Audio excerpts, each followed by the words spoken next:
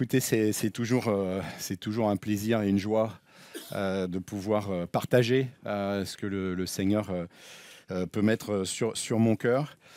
Et juste en rebond sur ce que disait Xavier, souvent on a cette façon de dire, on dit n'hésitez pas. Et puis Xavier a changé de formule, je ne sais pas si vous avez remarqué, à un moment donné, il a dit je vous invite fortement. Alors moi je vous invite fortement, et en particulier les jeunes adultes, à profiter de ces temps ensemble. Et aux parents des jeunes adultes aussi, à ne pas hésiter, à encourager, cette fois-ci ne pas hésiter. Mon vécu, c'est que probablement là où j'ai le plus grandi dans ma vie spirituelle, c'était quand j'étais jeune adulte. Et ce que j'ai vécu, c'est des jeunes adultes qui se sont mis à prier. On avait le groupe de jeunes adultes un mardi soir sur deux. Et puis il y a eu des jeunes adultes impatients qui ont dit bah, c'est dommage, on se voit qu'une semaine sur deux. Et si on se retrouvait pour prier chez les uns et chez les autres, l'autre mardi, c'était le mardi soir. Et honnêtement, j'ai vu l'église transformer petit à petit. Voilà. Et j'ai vraiment cette conviction forte. Les anciens faisaient leur job. Et tout à coup, il y a eu cet investissement des jeunes adultes qui avaient plus de temps. Hein. C'est quand même une réalité. On a normalement beaucoup plus de temps quand on est jeune adulte, qu'on n'a pas encore d'enfants, qu'on a pu les mêmes études, hein, les devoirs le soir, etc. Donc il y a ce temps un peu où on est jeune salarié, on démarre notre vie. On a normalement un peu plus de temps si on arrive à pas se laisser prendre par... voilà. Donc voilà, ne passez pas à côté de cette opportunité de grandir et d'être une bénédiction pour l'Église. Voilà, ça n'a entre guillemets rien à voir avec ma prédication, mais j'avais sur le cœur. Voilà, donc chers amis, est-ce que vous avez pris vos vitamines ce matin? Non.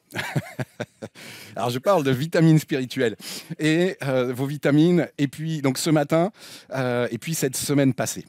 Alors pourquoi est-ce que je vous pose cette question?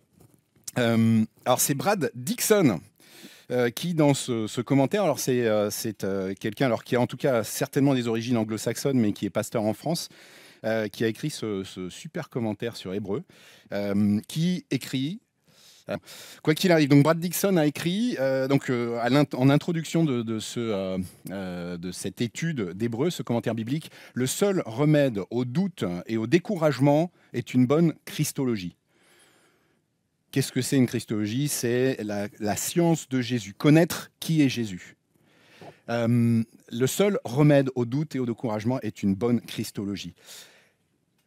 C'est prendre ses vitamines. Prendre ses vitamines, les vitamines spirituelles, c'est s'enraciner, s'enrichir de cette connaissance de qui est Jésus. Et plus je le connais, plus je suis attaché à lui. Et donc, voilà ce que dit Brad Dixon. Et alors, à titre personnel, je ne peux que valider dans mon vécu cette affirmation qui correspond à ce que je peux expérimenter personnellement. Parce que plus je suis assis, ça c'est ma réalité, plus je suis assis dans ma connaissance de Jésus, plus je vais être stable, épanoui, enthousiaste et bouillant. Mieux je le connais, plus je suis ébahi par qui il est, plus je suis stable en lui. Et malheureusement, bien souvent, lorsque je rencontre des gens qui ne vont pas bien, chrétiens ou non, je me rends compte que connaître mieux Jésus changerait complètement le vécu de ces gens-là, chrétiens ou pas. Parce que bien souvent, on entend des chrétiens qui disent « Mais moi, en fait, voilà le Jésus que je veux connaître. » Et Dieu dit « Voilà qui je suis. » Donc ne cherchons pas à aimer un Dieu qui n'est pas le Dieu qui se présente dans la Bible, mais à aimer ce Dieu qui se présente tel qu'il est dans la Bible. Alors, du coup, je reviens en arrière. Alors, je ne vais pas vous faire une longue introduction à Hébreux. Je vous renvoie à... vous connaissez probablement ce visuel, il devrait parler à certains. C'est Bible Project qui a créé tout un tas de vidéos pour faire des résumés de livres. Donc, pour comprendre et avoir une introduction à Hébreux et un survol d'Hébreux, je vous invite à y retourner. Juste à noter... En fait, on ne sait pas qui est l'auteur. Donc, on a des pistes. On a pensé pendant un temps, pendant de nombreuses années, des centaines d'années, les premiers chrétiens ont pensé à partir du 2e, 3e siècle que c'était apôtre Paul. Et puis il y a des bonnes raisons de penser que ce n'est pas l'apôtre Paul. Donc on ne sait pas. Et quant au public, il est absolument logique de penser, et vous le verrez si vous regardez cette vidéo, de par toutes les mentions qui sont faites dans cet épître, que en fait, l'auteur s'adresse à des juifs, très certainement nouvellement convertis, parce que de toute façon, c'était encore tout frais. Et je vous invite à plonger avec moi dans la réalité des lecteurs. L'épître aux Hébreux, elle ne portait pas ce titre dans le manuscrit, on l'a appelé épître aux Hébreux de par son contenu. Et donc je vous invite à plonger avec moi dans les réalités des premiers lecteurs. Alors c'est une fiction, mais moi elle m'a beaucoup parlé pour me dire, ok, c'était ce contexte, c'était ce type de vie que les lecteurs avaient. Alors ça va durer un petit peu, mais vous allez voir, normalement ça s'écoute bien et ça se lit bien. Donc on a un couple en fait qui, voilà. Raphaël partit, encore une fois en trombe, de chez ses beaux-parents, les joues rouges de colère. Judith, qu'il tirait par la main, était en sanglots, serrant leur premier-né dans les bras. Ils marchaient vite, traversant le quartier juif de leur ville, évitant les regards. Depuis quelque temps, leur réunion familiale se terminait toujours ainsi. Les parents de Judith étaient pourtant contents de les recevoir, mais ne pouvaient s'empêcher de les mitrailler de reproches. Tous étaient destinés à les faire renoncer à leur foi dans le Messie, Jésus. Les premiers arguments étaient théologiques. Ils devaient semer le doute. Pourquoi continuez-vous à fréquenter ces chrétiens? Y a-t-il seulement un rabbi versé dans les Écritures parmi eux? Pensez-vous vraiment qu'un charpentier de Galilée et sa bande de pêcheurs connaissent mieux la volonté du Tout-Puissant que les rabbis formés à Jérusalem? N'avez-vous pas peur du jugement divin? Cela fait des mois que vous n'assistez plus aux prières à la synagogue. Votre maître a sûrement dit des choses bien, mais il ne peut pas prétendre être l'égal du Créateur de toutes choses. C'est un blasphème. Comment pouvez-vous prier quelqu'un qui a honteusement fini sur une croix? Vous méprisez les sacrifices et les prêtres que Moïse lui-même a établis à perpétuité pour nous. Vous ne respectez pas les commandements que nous avons reçus par l'intermédiaire des anges. Comment voulez-vous être pur si vous ne bénéficiez pas de l'intermédiaire des prêtres? Vous n'avez même pas de prêtre dans votre religion. Même pas de sacrifice. Comment voulez-vous vous approcher du Dieu saint? Béni soit son nom. Et maintenant, vous appelez frères des incirconcis qui nous ont persécutés depuis des siècles et vous mangez avec eux dans leur maison.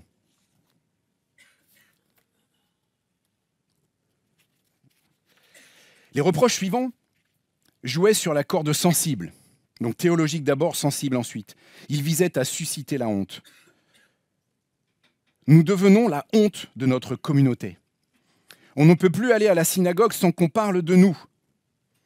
Les anciens nous font sentir que nous faisons mal notre travail de parents. C'est toujours les parents qui parlent à ces deux enfants. Vous êtes des enfants désobéissants. C'est tout le cas que vous faites de notre éducation, de nos sentiments, de notre honneur. Que dirait grand-père? Il doit se retourner dans sa tombe, paix à son âme. Le commerce de ton père commence à souffrir. Tante Sarah nous a même demandé si on allait nous aussi devenir chrétiens. On ne comprend pas votre attitude. Vous dites que vous craignez Dieu, mais ne vous a-t-il pas dit d'honorer père et mère? Quand vous étiez plus jeune, on vous a amené en pèlerinage à Jérusalem pour des fêtes avec les parents de Raphaël. Vous ne vous souvenez pas de la beauté du temple, de la majesté du grand prêtre, des chants des foules en liesse? Vous avez senti les bonnes odeurs des sacrifices et de l'encens? Nos ancêtres, les Maccabées, ont donné leur vie pour protéger ce temple. Vous avez été émus de tout cela et aujourd'hui, vous crachez dessus. La dernière strophe était sur un ton menaçant. Elle visait cette fois-ci à susciter la peur. On se réveille la nuit en se faisant un sang d'encre pour vous. Vous avez des cousins éloignés qui sont radicaux. Il se peut qu'ils préparent un coup contre vous en ce moment même. Ils ont déjà attaqué la maison de votre ami Jacob et ils l'auraient lapidé s'ils n'avaient pas réussi à s'en échapper. Vous-même, vous avez été hués dans la rue. Ce sont des avertissements. Ça ne va pas s'améliorer. Ils peuvent mettre le feu à votre maison. Quel avenir offrez-vous à votre petite Emmanuel? Raphaël et Judith finirent par ralentir le pas, ils étaient dans la rue, et par s'asseoir sur un tronc d'arbre près de la rivière. Emmanuel réclamait le sein et ses parents avaient besoin de se poser pour faire retomber leur agitation. Ils restèrent un bon moment silencieux, puis Judith osa parler. Elle ne pouvait plus demeurer insensible à la plaidoirie de ses parents. « Raphaël, j'ai peur. Peut-être qu'il nous faut être plus prudents, mais bien sûr sans abandonner notre foi. On pourrait continuer à croire en Jésus comme Messie, mais sans nous réunir avec les frères et sœurs de l'Assemblée. On pourrait retourner à la synagogue avec mes parents et continuer à prier à Jésus à la maison. Après tout, il a dit lui-même qu'il n'est pas venu pour abolir la loi. Cela ne peut pas être mauvais de suivre les rites que Dieu a commandés à nos ancêtres. Ne peut-on pas avoir Jésus et le temple ? Jésus est les sacrifices, Jésus est notre peuple, Jésus est ma famille. Je n'arrête pas de penser au bébé. Qu'allons-nous devenir, Raphaël ? Raphaël sentit son ventre se nouer encore davantage. Il pouvait supporter la pression qu'exerçaient ses beaux-parents, mais les questions de sa femme le pénétraient comme des glaives. D'autant plus qu'il avait ses propres doutes. Le Seigneur n'avait-il pas promis de revenir rapidement ? Les apôtres ne l'avaient-ils pas annoncé avec certitude ? Mais ces mêmes apôtres étaient pour la plupart maintenant morts, et Jésus n'était toujours pas revenu pour instaurer son royaume. Et rien dans la vie de Raphaël en ce moment ne semblait confirmer l'arrivée de ce royaume de paix et de justice. Au début, il avait expérimenté une joie indicible en recevant l'Évangile. Il avait découvert avec enthousiasme Jésus comme le Messie promis depuis tant d'années par les prophètes. Il avait trouvé le Sauveur, le Libérateur, le fils d'Abraham, le fils de David et le fils de l'homme promis par le prophète Daniel. Il s'était alors attendu à connaître une vie épanouie, mais il ne connaissait que des déceptions. Il s'était attendu à ce que sa famille et son peuple se convertissent, mais il ne rencontrait que l'opposition féroce. Il pensait avoir trouvé dans l'assemblée des disciples un avant-goût du ciel. Quelle chaleur dans ses premières rencontres. Quelle intimité dans la prière. Quelle joie exprimée dans les cantiques. Mais maintenant, il voyait les défauts de beaucoup, même de certains responsables. Et parmi ceux qui s'étaient fait baptiser en même temps que lui, certains avaient commencé à retourner à la synagogue, comme Judith voulait maintenant qu'il le fasse. Il n'en voulait pas à sa jeune épouse, comprenant ses angoisses. Mais il ne trouva pas non plus le courage de lui répondre. Il eut tout juste la force de prier. Notre Père dans les cieux, que ton nom seul soit sanctifié. Que ton règne vienne vite, s'il te plaît, et que ta volonté soit faite en nous et autour de nous. Donne-nous de quoi nourrir notre petit. Permets-moi de pourvoir aux besoins de ma famille malgré l'isolement que nous vivons.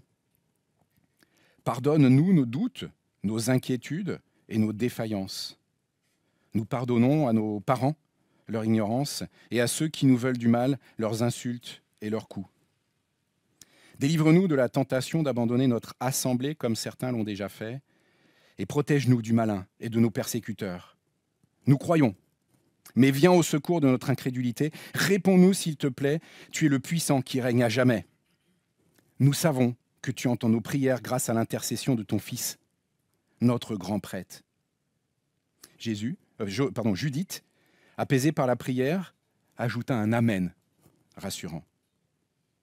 Judith, c'est l'heure où les frères et sœurs se réunissent pour prier. On y va ? Oui, on y va.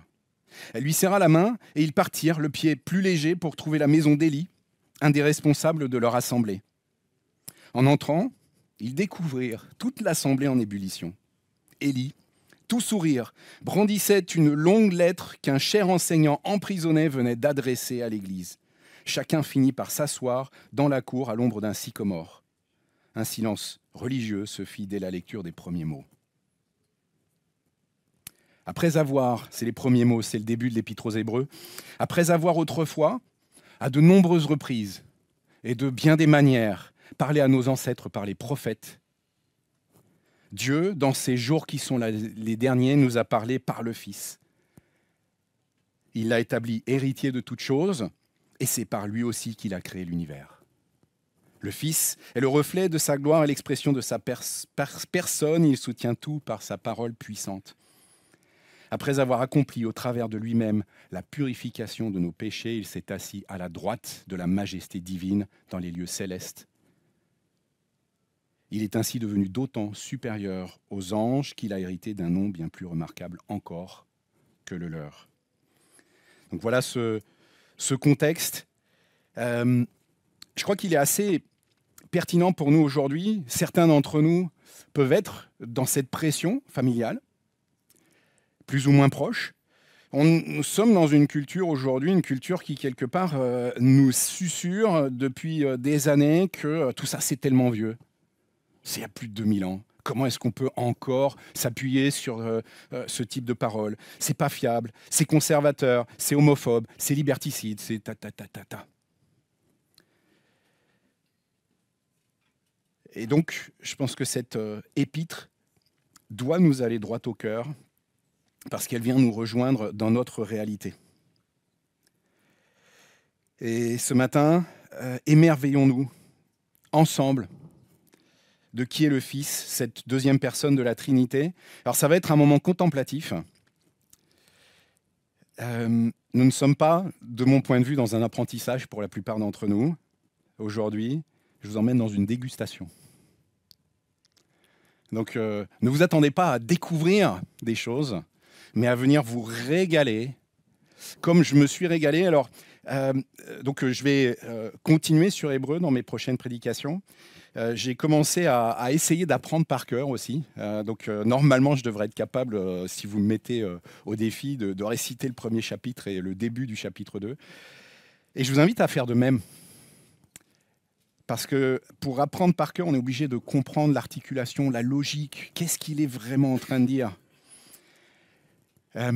Et c'est tellement précieux. Et c'est ce que je veux faire ce matin, c'est partager avec vous cet émerveillement. On va s'arrêter sur, étape par étape, qui est Jésus. Et comment Jésus se présente dans ce premier chapitre d'Hébreux. Et simplement se régaler, encore une fois, se nourrir de la façon dont Dieu présente le Fils dans cette épître aux Hébreux. Donc on va prendre nos vitamines ce matin. Et en fait, c'est un feu d'artifice. Et j'avais ce verset qui revenait, psaume 34, verset 8, « Goûtez et voyez combien l'Éternel est bon. » Alors voilà, on va avoir comme un feu d'artifice, on va contempler qui est Jésus. Et donc, première chose, c'est du Fils que l'Épître aux Hébreux, c'est au sujet du Fils que l'Épître aux Hébreux parle beaucoup. Et dans ce premier chapitre en particulier, alors j'aime cette image, c'était Bob qui nous l'avait partagée une première fois, pour nous rappeler, et la parole nous présente, on n'a pas le mot Trinité dans la parole, vous le savez, mais la parole nous présente Dieu comme étant un et en même temps trois personnes différentes, le Père, le Fils et le Saint-Esprit. Et j'aime cette représentation qui nous permet peut-être pas de comprendre, mais d'entendre. Ça nous dépasse, je pense. Par contre, voilà, la Bible nous présente vraiment le Père, le Fils, le Saint-Esprit, qui sont Dieu, qui est Dieu, dans une relation particulièrement forte. Alors voilà, en premier lieu, on a, voilà, c'est le Fils. On nous décrit le Fils. Alors, ce mot Fils revient à plusieurs reprises. Donc, Dieu, dans ces jours qui sont les derniers, nous a parlé par le Fils. Le Fils est le reflet de sa gloire. En verset 5, « Auquel des anges Dieu a-t-il dit, tu es mon Fils, je t'ai engendré aujourd'hui. » Et encore, il cite un autre verset, « Je serai pour lui un père, il sera pour moi un fils. » Et au verset 8, « Mais il dit au Fils. » Voilà, donc on a... ça nous permet encore une fois de réaliser, ça ne vient pas de nulle part ce terme fils. Ce n'est pas quelque chose qui a été rajouté par les théologiens, etc. Cette appellation, Jésus est le Fils, est quelque chose qui est biblique et qui est répété à plusieurs reprises et pas que dans Hébreu. Et ce terme fils, il a quelque chose d'assez extraordinaire dans ce qu'il vient donner comme perception et comme compréhension de cette relation toute particulière entre le Père et le Fils. C'est pas une relation d'ami à ami. C'est une relation avec une intimité particulière. Quand on est parent, on sait que nos enfants, que ce soit père à fils ou mère à fille ou père à fille, c'est une relation qui est tellement, tellement puissante, malgré nos imperfections. Donc voilà, c'est le Fils que nous allons considérer aujourd'hui. Et rappelons-nous, voilà, pendant toute la semaine qui vient, le Fils, le Fils, le Fils, le Fils. Deuxième fusée qui part, c'est celui par qui Dieu parle. Dieu a parlé dans ces derniers jours. Ce que nous dit ce passage, après avoir autrefois, à de nombreuses reprises et de bien des manières, parlé à nos ancêtres par les prophètes, Dieu, dans ces jours qui sont les derniers, nous a parlé par le Fils. Donc, Jésus, c'est le Fils, c'est celui qui arrive et qui remplace la parole des prophètes, qui vient qui continue, qui accomplit et qui surpasse. C'est vraiment celui qui est venu accomplir ces paroles. C'est celui qui a le dernier mot aussi. Et on voit que quand on plonge dans l'Ancien Testament, tout l'Ancien Testament tend vers Jésus. Les évangiles nous parlent de Jésus, nous disent comment il a parlé, comment il a vécu. Et puis, toutes les épîtres, toute la suite et Apocalypse nous ramènent à Jésus. Donc Jésus est celui qui nous parle par excellence. Alors question, est-ce que tu écoutes cette parole puissante de Jésus?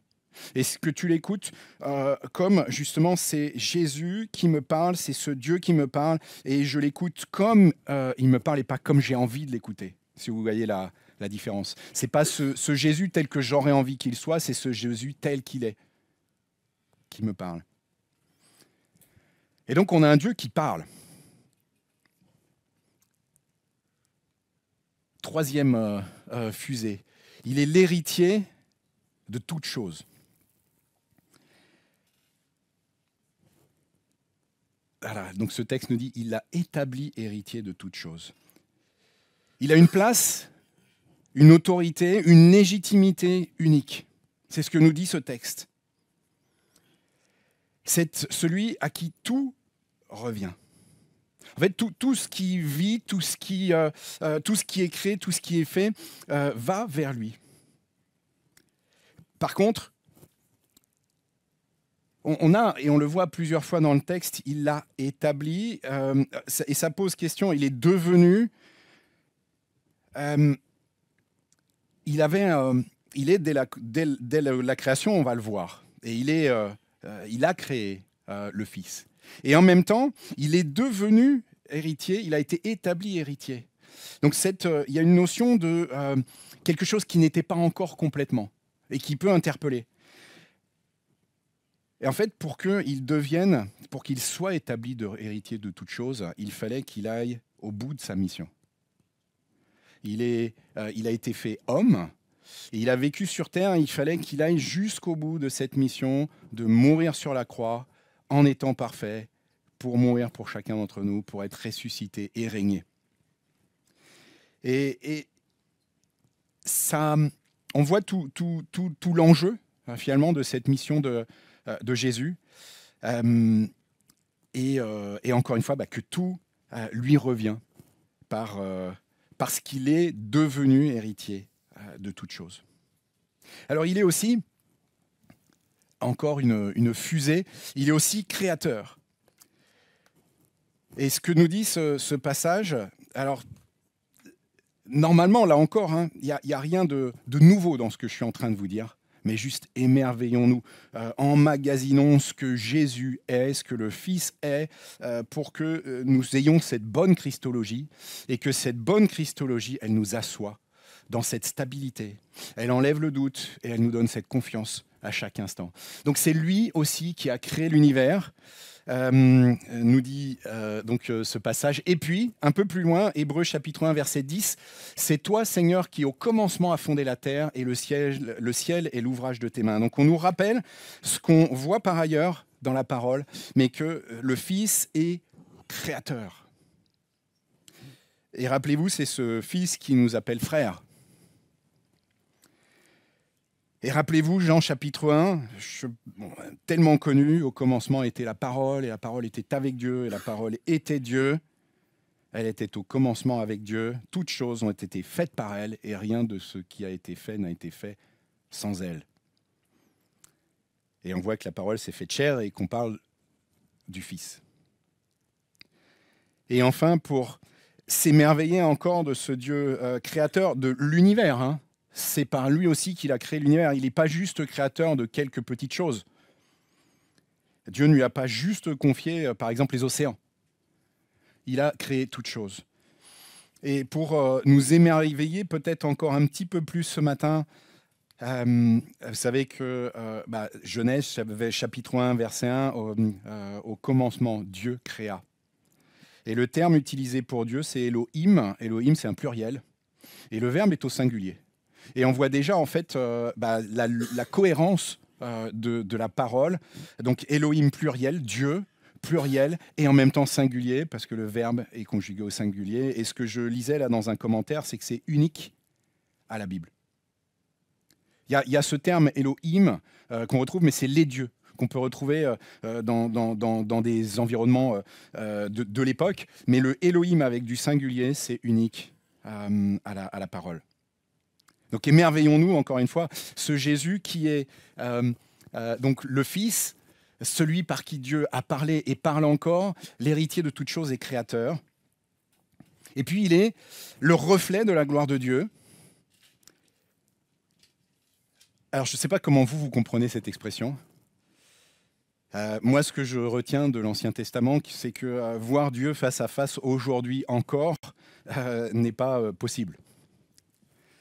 Et comment Dieu explique, alors j'ai pas vérifié, je crois bien que c'est Moïse, mais qui demande à le voir, il dit non, je passerai et tu me verras de dos. Parce que si tu me vois, tu mourras. Imaginons quand on lit les évangiles et qu'on voit comment Jésus était cette perfection, cet amour, cette paix, cette autorité, de se dire que ce n'est que le reflet de la gloire de Dieu.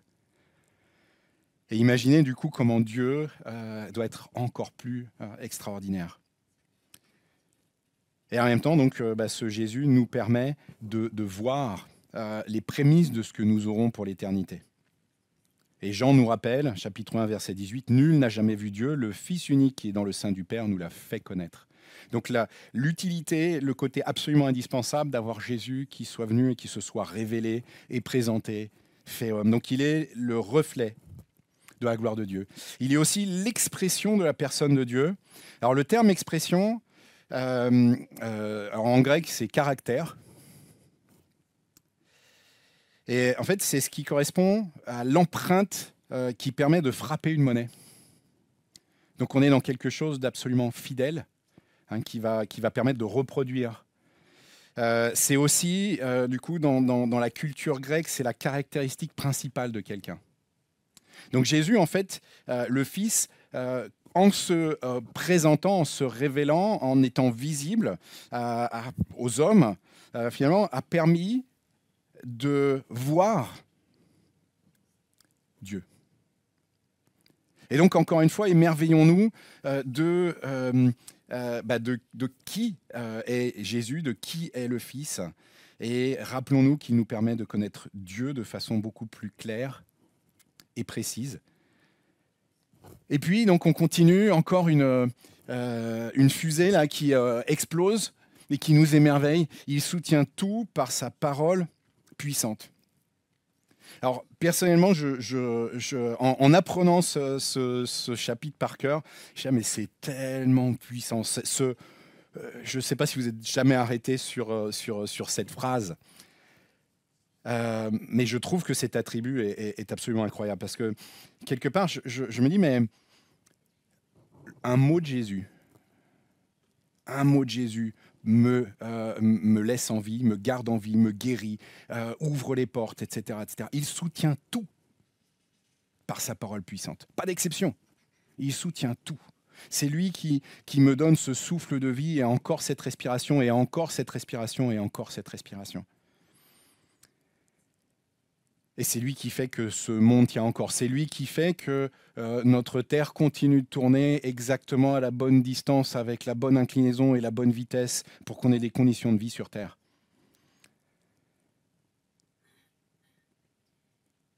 Et en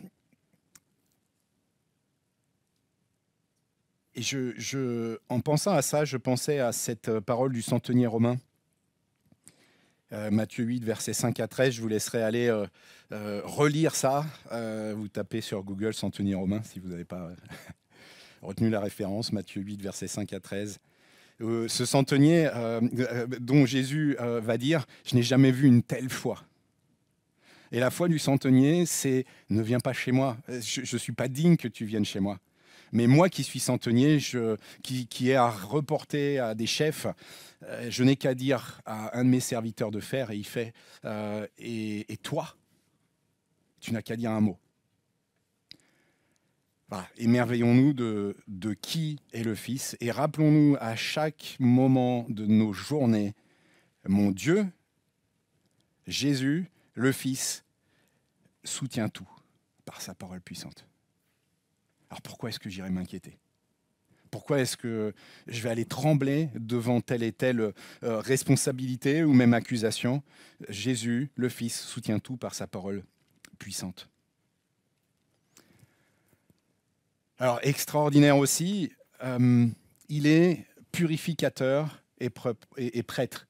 Le texte nous dit, hein, après avoir accompli au travers de lui-même la purification de nos péchés. Alors, encore une fois, vous le savez hein, que Jésus est mort pour nos péchés, qu'il est et prêtre et victime expiatoire. Mais est-ce que ça vous émerveille encore ?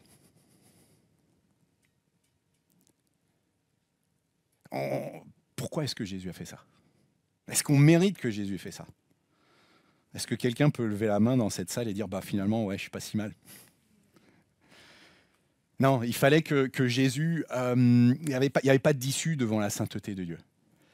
Et donc, après avoir accompli au travers de lui-même la purification de nos péchés, et sans lui, c'était l'issue, la voie sans issue, il s'est assis à la droite de la majesté divine. Donc on voit hein, cette action extraordinaire du Fils qui a fait ce qui était écrit dans Ésaïe 53. Retournez lire Ésaïe 53, c'est tellement merveilleux, qui nous annonce cet agneau qui va à l'abattoir et qui mourra et qui sera ressuscité et qui donnera vie. Et puis, rappelons-nous que suite et grâce à ça, il est assis aujourd'hui à la droite de la majesté divine dans les lieux très hauts. Et ça veut dire aussi qu'il a pris notre condition, il nous comprend, il nous entend, il connaît les luttes. Et il ne nous juge pas. Et c'est notre avocat assis à la droite du Père. Donc encore une fois, émerveillons-nous. Normalement, je ne vous apprends rien. Mais c'est ce Jésus-là qui est présenté dans la parole. On nous dit aussi qu'il est supérieur aux anges. Donc le texte dit, il est ainsi devenu d'autant supérieur aux anges qu'il a hérité d'un nom bien plus remarquable encore que le leur. Alors ce mot devenu, je l'ai fouillé. Hein. Enfin, je me disais, mais comment ça marche ça ? Comment c'est cohérent avec... il est de tout temps, il est créateur et il est devenu. Et en fait, on est encore une fois sur cette... donc il est ainsi devenu. On revient sur ce qui vient d'être dit. Il a payé. Donc il a accompli au travers de lui-même la purification de nos péchés. Donc il était destiné, c'était sa mission, il est allé au bout de sa mission. Souvenez-vous comment ça a été dur quand il était sur le mont des Oliviers et qu'il a dit, Seigneur, si cette coupe, si je peux ne pas la prendre. Donc c'était pas quelque chose qui s'est fait en un claquement de doigts. Ça a été une souffrance, une séparation avec le Père. et il est devenu, grâce au fait qu'il est allé au bout de cette mission, d'autant supérieur aux anges. Et du coup, cette mission, grâce à cette mission, entre il a hérité de ce nom de fils qui était déjà quelque part, c'était inscrit sur lui, mais il fallait qu'il aille au bout de cette mission pour que ce soit effectivement, ça devienne une réalité. Donc encore une fois, émerveillons-nous de ce Jésus qui nous aime, qui prend soin de nous, qui intercède à la droite du Père, et aussi ce Dieu qui est supérieur aux anges. Si vous allez fouiller dans la parole, je suis en train de relire un livre de Billy Graham sur les anges. Alors peut-être que la prochaine prédication sera sur les anges, je ne sais pas. Mais c'est pas des petites créatures faibles, hein, les anges. Ils sont présentés dans la parole comme avec une puissance extraordinaire. Et Jésus, le Fils, est encore supérieur. Et il nous envoie, et c'est ce que nous dit ce passage, le verset 14, nous dit, voilà, les anges sont au service de ceux qui seront sauvés. Donc émerveillons-nous encore, toute la semaine prochaine, vraiment que vous puissiez vous dire, oui, Jésus est comme ça, comme ça, comme ça, comme ça, et il est supérieur aux anges, notamment. Il est aussi l'accomplissement des prophéties. Alors, de la même façon, je vous invite à retourner.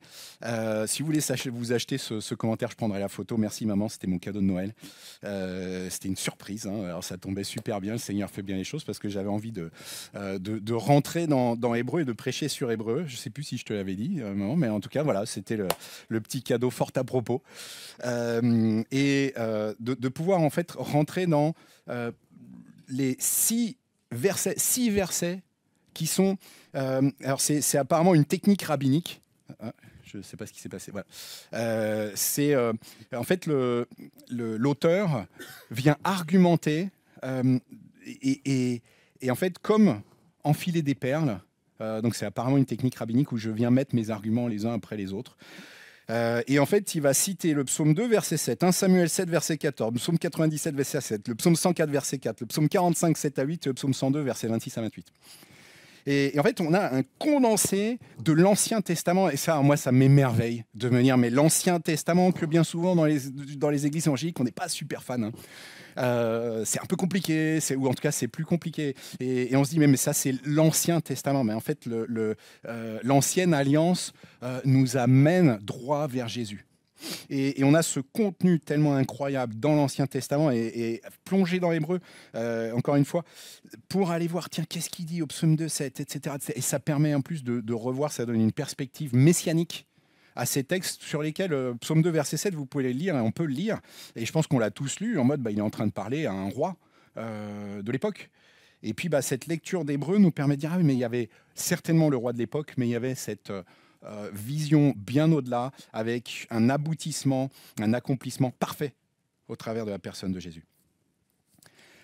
Donc voilà, il est l'accomplissement des prophéties. Donc encore une fois, émerveillons-nous voilà. Donc alors en bleu, en vert, c'est les différents versets. Il est roi.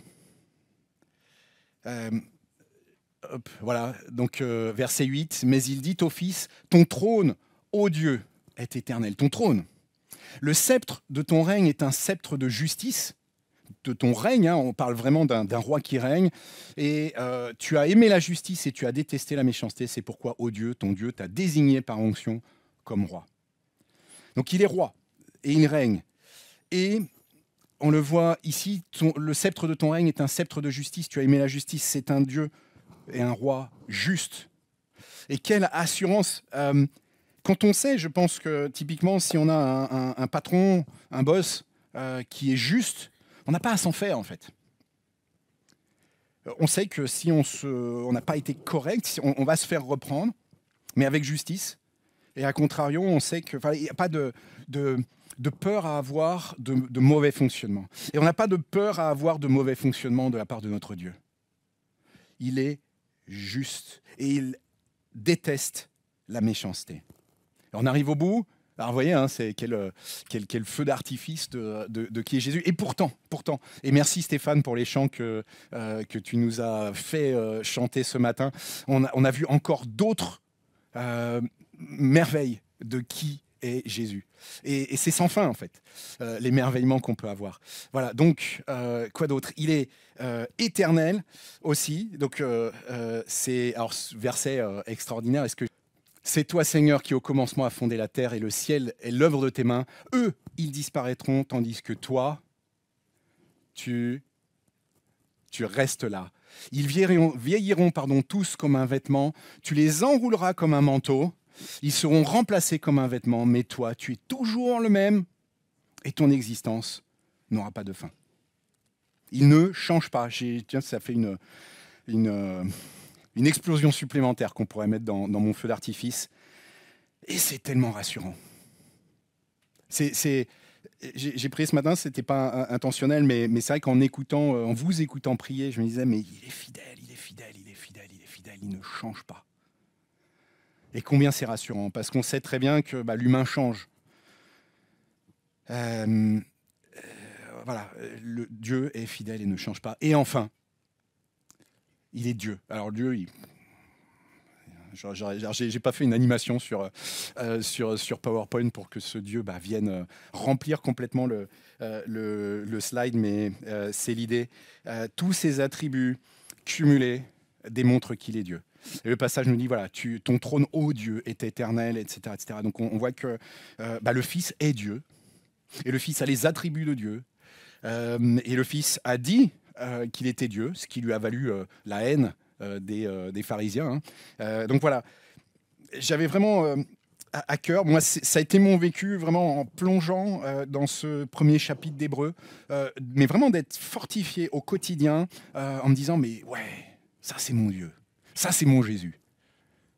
Et toute la Bible le dit, le Saint-Esprit est là pour nous aider à tourner les regards vers Jésus, pour comprendre qui il est. Il doit être le centre de notre attention. Donc voilà, il y aura encore plein de choses à dire. Ce qui est extraordinaire, moi j'aime quand c'est la Bible qui nous parle, c'est la parole qui nous parle. Ce matin, la Bible, là, ce passage-là n'était pas en train de nous dire qu'il est amour. On le voit au travers du fait qu'il a pris nos péchés, donc il a fait la purification de nos péchés au travers de lui-même. Voilà, il y a des choses qu'on n'a pas vues ce matin, mais déjà je pense qu'on a de quoi s'émerveiller et se nourrir. Et du coup, encore une fois, si l'un ou l'autre a le sentiment de ne pas être stable en Jésus, de ne pas être stable dans sa foi, je t'invite vraiment à lire et à prier le Seigneur et à revenir à ce premier chapitre d'Hébreux et à te mettre à genoux et de dire, Seigneur, donne-moi cette absolument conviction, cet attachement à toi. C'est pas aide-moi à t'aimer toi Jésus, et pas le Jésus que je voudrais que tu sois. Je vous invite à prier. Seigneur mon Dieu, Seigneur, merci parce que tu te présentes, Seigneur, de façon tellement extraordinaire dans ta parole. Seigneur, ce livre d'Hébreux est dense. Il y a tellement de choses à dire, Seigneur. Il y a une théologie qui est oui, il y a de la théologie un peu partout. Mais Seigneur, je te demande de venir nous aider à intégrer, à réaliser qui tu es, à réaliser que tu es ce Dieu saint, parfait, à réaliser qui tu es, Jésus. Merci pour ton œuvre, Seigneur, extraordinaire. Merci parce que tu règnes à la droite du Père, Seigneur. Merci parce que tu intercèdes pour nous. Merci parce que tu es allé au bout de cette mission. Loué sois-tu, Seigneur. Et merci encore une fois parce que voilà, ce verset est tellement important. Après avoir accompli au travers de toi-même la purification de nos péchés, Seigneur, c'est au passé, nous sommes purifiés par ton œuvre extraordinaire à la croix. Seigneur, réjouis-nous vraiment et que ta gloire, Seigneur, soit faite et rayonne sur cette terre, Seigneur. Au nom de Jésus et pour ta gloire. Amen.